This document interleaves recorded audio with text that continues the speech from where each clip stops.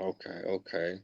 Now, how did y'all get into the game? Like y'all, how did y'all get y'all deal? What was the process like for that? Did y'all have to cut a demo? Was y'all shopping it around, or how did that work? Oh no, there was none of that. I mean, even at that time, there was really no labels. Actually, you can shop your music too. There was only what's the label? Flash, Furious Five, and Sugar Hill. Sugar Hill was out. Enjoy was out. But a lot of these rappers were coming out of the Bronx and Harlem. I think there was Mm-hmm. only one rapper coming out of Brooklyn. That was Jimmy Spicer, who made the song, the Super Rhyme song, and Dollar Dollar Bill, y'all. So there wasn't really an outlet for rap music at that time. We won a rap contest, and the first place prize was a recording contract.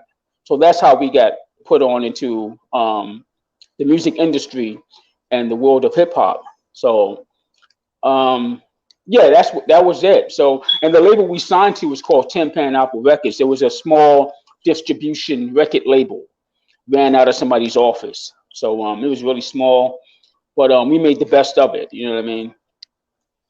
So that's how we Ah, got into the game. now, and when y'all signed with them, y'all was the Disco 3 initially, or y'all had already Yeah. changed the name? No, no, we didn't change the name until we had our first hit song, which was Fat Boys, but we were the Disco Three. The management didn't really like the name because he couldn't market the name Disco. Plus, there was a group by the name of Disco Four, so we was called Disco Three. So we were so naive to think that we can actually just keep the name Disco Three, and there was a Disco Four out. So we changed. We after our first hit song, which was Fat Boys, we changed the name from Disco Three to Fat Boys. Ah, okay, okay. Now, by Yeah. this time, had the term hip hop been invented yet? Oh yeah. Cowboy, Keith Cowboy from the Flash and Furious Five. Mhm. He's the one that termed that had the phrase hip hop. Right, And right. so I mean hindsight is 2020. Let's say he marketed that word. Guy probably been a trillionaire to this day. I mean he passed away in 1989, but Mm. everything is based around that word. This whole culture was turned upside down because of the word hip hop, because of the culture. So everything was relevant to this particular music and this particular culture. But he coined the phrase hip hop back in 1980 when they did a song called Freedom. And well, he did it before that, but at the end of the song, he's rapping a cappella, and he said, "To the hip hop, shoe bop, the bop, take a look on your arm and check your clock." And just us hearing that, we were like, "Yo," he said, "hip hop." Like we was calling it just rap. We were just saying rap. Um, we was calling it freestyle. We was calling it freestyle. We was calling it rap. We wasn't calling it hip hop. So once he coined the phrase hip hop, that's what the name pretty much took off. And like I said, had he patented that word at the time, he would have been man. He'd been probably had more money than Bill Gates. You know what I mean? Yeah, man, definitely. Because hip hop is a global thing. I've seen it firsthand. Because I'm in Africa right now. I'm in Cabo Verde, but I've been to almost 70 countries, man. Hip hop is everywhere, Yeah. man. You'd be surprised how much, and they really love like the old school underground hip hop. They have a deep appreciation for it when you go to Europe and Asia and Africa. Right. You people still breakdancing, you b-boying. You know what I'm saying? Yeah. Yeah.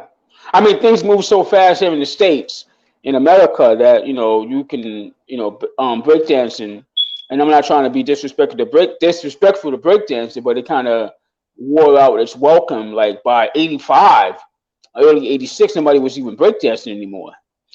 So that Hmm. just goes to show you how quick everything was moving in the hip hop culture. People just stopped breakdancing. Everybody wanted to start rapping because rapping was where the money was at. You know. Hmm. Okay. Okay, now I got a question about the beatboxing. Now, how did y'all get into that? Were y'all the first to do it, or y'all just was one of the people that made it most popular, or what was your perspective on that?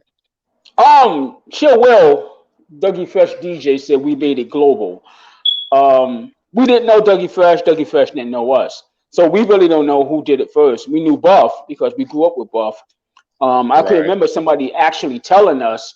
They came on our block one day, and they said there's a guy that lives in Harlem that does the same thing that you do, talking about Buff. And we asked what was his name. He said his name is Dougie. He didn't say Fresh. He just said his name is Dougie. And we're like, Mm. well, we never heard of him. He said, well, y'all should hook up because he's doing the same thing as your boy is doing, which is Buff.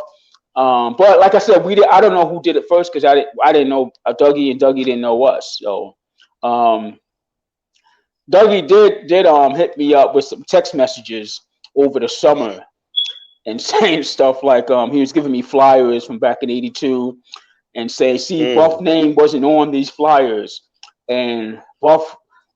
I'm not trying to be disrespectful, Rock, but Buff name wasn't on this flyer. I was out, but you got to remember we couldn't go to the places in Harlem. We were too young to get in, so of course we Right. wasn't rocking at places like T Connection and Rooftop. We couldn't get in. We were like, we were just getting into high school. So we're like 15, 15 years old. So how can we get into these clubs? You had to be 18 and over. So I really don't know who did it first. But I give respect to both of them for Mm-hmm. laying down the foundation. They actually became the six-part element of hip hop by doing that. Along with Bismarck E and Rozelle and these guys. Oh You yeah, know. oh yeah, definitely, man. Most definitely, one of the best to ever do it.